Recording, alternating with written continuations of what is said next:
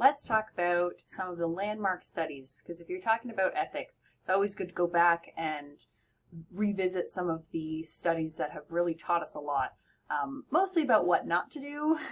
Despite some of the really interesting findings that they've had, there were major ethical breaches in each of the studies that we're going to talk about. So the first one is Milgram's obedience study. So essentially Stanley Milgram, and this was like in 1962 that he did this study, he wanted to basically figure out how the Nazis could permit and participate in the extermination of the Jews during World War II. So because he basically was like, well, Hitler was a terrible person, obviously, and he was a charismatic leader that led people to sort of follow him, but all the individual Nazis that participated, they all weren't psychopaths like Hitler was. They were normal people for the most part, and so Milgram was like, they can't all have been terrible people, like this huge group of people. So he basically was trying to figure out why they were doing these awful, horrendous things, despite the fact that they were not psychopaths. At least not all of them were. So he had thought that it was about that idea of Hitler being this authority figure that they were just trusting and blindly following. And so he wanted to kind of test that, and he wanted to see how far people would go on the word of an authority figure. And so he basically set up this experiment where he had two people come in, and they were randomly assigned as teacher or learner, or teacher and student. And it was like what he told them was that it was testing that people supposedly learn better if they're punished when they get something wrong. So he told them that they were testing punishment essentially. And so one of them was like part of the experiment and was always designated as the learner. And so the only real participant was the teacher. And so he had the teacher sat on one side of this wall, and then the learner sat on the other. And so essentially they had this like word pairing thing, and any time that the learner got it wrong, they were supposed to get an electric shock. And so the teacher was in front of this like electric shock machine that was pretty impressive, with going all the way down the line. And so throughout the experiment, they were basically, every time that there were standard answers given that were wrong, they would give a shock to the person. That's what they thought they were doing, at least, even though they weren't actually doing that. That's what they thought they were doing. And so they would go up the shock board, and then get to the end where it was like extreme shock, high voltage levels is kind of what it made it look like. So basically these people thought that they were giving these crazy electric shocks to the learner, and even though they didn't know that it wasn't actually happening. And so it was all about, Milgram was basically seeing that, well, if they could sort of shed that responsibility, because it was up to the guy behind them in the white lab coat with the clipboard that kept telling them to keep going, that you have to continue, you must continue. And when that guy did that, it was that people have this natural wanting to be obedient to authority figures, and in this case, the researcher in the lab coat is the authority figure. And if he keeps telling you to go on and go on and go on, then a lot of people did. And there was like over a third of the people, I think, went all the way to the end of the chalkboard. And so it became, you question them after, and it was like, well, why, who was doing it? You were pressing the buttons, but you were telling me to. And it was that kind of, so there was a lot of internal conflict that people were feeling. And that was kind of the ethical issue with it, is that it made people feel like this turmoil, and people were reacting in a way that didn't make sense, and they were like laughing in inappropriate ways, and they were not responding. There was clearly internal conflict going on. And so that's kind of the ethical breach there, is that it was causing harm to the participants. And even though we learned a lot about, that people will just blindly follow authority to a certain extent. It's not like people would go stop and go, and then they'd stop, and then they'd be encouraged and continue. It wasn't like just blindly, let's go on and hurt this person, who was like screaming by the end of it over a recording. So it clearly caused a lot of trauma to the people who did it. And so that was kind of the ethical breach there, is the harm that it caused, the internal harm, the emotional harm that it caused the people who did it. Then there was Zimbardo's Stanford prison experiment. And this was, Zimbardo wanted to basically look at basically how people in certain roles can be kind of consumed by those roles and by the power of the situation to do something they wouldn't normally do. And so he had two groups of students, and they were randomly assigned to be either guards or prisoners, and in this case they were all part of the experiment. And so then over the course of I think it was 6 days by the time when the experiment finally was cut short. But they basically spent time in this mock prison in the basement of Stanford University, and that Phil Zimbardo had like set up. So he was like the warden, and then you had your guards, and then you had a research assistant, and so they basically made this mock prison, and then Zimbardo kind of just sat back and kind of watched to see what would happen. And so eventually, starting with, there was like one guard that kind of took the reins and became like, he was called the John Wayne kind of guard. But he started sort of amping things up because nobody was stopping him, and he had this authority. And so he just kind of kept going, and to the point where they were doing things like taking the blankets away from the prisoners and making them go in this little broom closet that they had designated as the isolation. And so they would put them in this tiny little dank broom closet. And so they were punishing them. They made them do like physical activities like push-ups and stuff, and they humiliated them sexually by pushing the boundaries of making the prisoners like hug and kiss and stuff and whatever. And so they were kind of pushing things more and more and more. And so the point of the experiment was, again, to show the power of the situation, to show the power of these roles and statuses that they can have.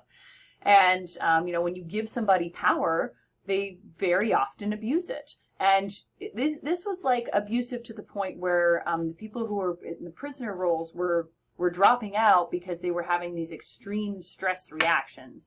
And it has been debated whether the very first one that there's, it's in the video about Stanford prison experiment, but whether that's genuine or not, it's been sort of, that person has said since then that he faked it to just get out of the experiment, but it's still, there was a lot of clearly emotional sort of negative responses that were happening in the prisoners.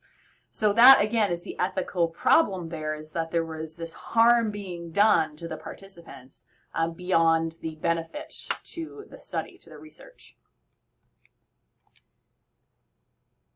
So then another one is the Tuskegee syphilis study. And this was like a huge study. It spanned 40 years, and they were basically trying to figure out what syphilis did to the body, because there was no treatment at the time that they started. And they basically wanted to see what it did to the body in people that had syphilis, what happened. And so this is probably one of the worst studies in terms of ethics, because they had no participant consent at all. So like the previous studies, they did get consent from participants, but this one they did not. Partway through the study, a cure was discovered in 1940, and they didn't tell anybody about the fact that there was a cure, and that they could easily fix this illness that was ravaging their bodies. And so they didn't want to tell anybody because they didn't want to spoil their study. They already been, because it started in 1932, so they were like 8 years or more into the study when penicillin was discovered, and so they didn't want to spoil all that work that they'd done already. They wanted to sort of see what the syphilis did to the rest of their participants. They didn't want to spoil it. Another major problem was that not only was there no participant consent, but they specifically The research sample was made up of 600 black men, and 399 of them were positive for syphilis. They were poor and uneducated men, and they for some reason thought that syphilis affected blacks differently than whites, and so they thought that in blacks it would affect the cardiovascular system, while in whites it would affect the neurological system. I don't know what the basis was for that thought, but that's what they were doing this test to see if there was a difference. And they were only interested in studying their participants after they died through their autopsy. So that was like the biggest thing that they were getting information from is well, let's wait for them all to die, and then let's see in the autopsy what happened. And so they were getting some information along the way, but the autopsy was like the biggest thing that they were getting information from. So they also didn't tell them anything about how syphilis spreads. So throughout the course of the study, at least 40 wives were infected and 19 children were born with the disease, all completely preventable had they just educated them on how it spread, as well as if they had provided the treatment once it was available. So this is a study that, goes beyond just, some of the basic ethics to literally people were dying because of this research. And suffering and without need for it, because there was a treatment available. So probably one of the worst studies in terms of ethics and beyond ethics. And then there was Lord Humphrey's tea room trade, another landmark study when we're talking about ethics. This was like the mid-1960s. This was actually research that Lord Humphreys did for his PhD dissertation at Washington University, and it was in sociology. So he basically was looking at male-male sexual encounters that happened in public washrooms. And so he kind of went in thinking that, there's a lot of preconceptions about the kind of men that do this, and he thinks that they are not accurate, and so he wanted to test it to see what kind of men actually did this. So again, it's a valid question, just like most of these studies, but he went about it the wrong way. So he pretended to be a voyeur. He's called the watch queen, and they're literally the ones that stand outside and they kind of watch, and they let them, the two men inside who are, it's typically fellatio that's happening inside, and he lets them know, what's going on. And if somebody's coming or the police are cruising around or something like that, so they can not be arrested for it. And so he was a watch queen, and he did not get consent from these men. He just pretended that he was the voyeur, the watch queen, and he was like hundreds of times that he did this. And he also, something that he did is some of the people, once he like gained their trust and he told them he was a researcher, some of them would they consented to give him information and tell them a little bit about themselves. But the ones who didn't, he didn't want to be like biased and only get information from the ones who talk to him, because then he doesn't have an unbiased information in terms of his data. So he wanted to know who everybody was. So what he did is, for the people who wouldn't talk to him, he actually tracked their information through their license plate. So he secretly wrote down their license plate numbers, tracked them down, because he had like a friend in the department or something, in one of the police departments. And then he went to their homes about a year later under false pretenses that he was like doing some kind of health survey. And so he like disguised himself and made it so they wouldn't recognize him. And then he went into their homes and did this survey so then that he could ask them about like their demographics and, their job and their marriage and things like that. And so that was 100% like totally unethical, to the point where it actually tore the sociology department at Washington University apart, because at that time, research ethics boards didn't exist and IRBs didn't exist. So it was only his PhD dissertation committee that had looked at it. And so then everybody else in the department was mad, and it kind of tore things apart. There was actually a fist fight at one point, apparently. I mean, he did destroy a lot of stereotypes about these men, because the vast majority were married and like exemplary citizens and not gay openly or otherwise. But of course, major issues caused and major ethical issues. So these are all some of the studies about, even though they had good intentions, at least most of them, it's about sort of what not to do in terms of ethics because of the harm that was caused to the participants.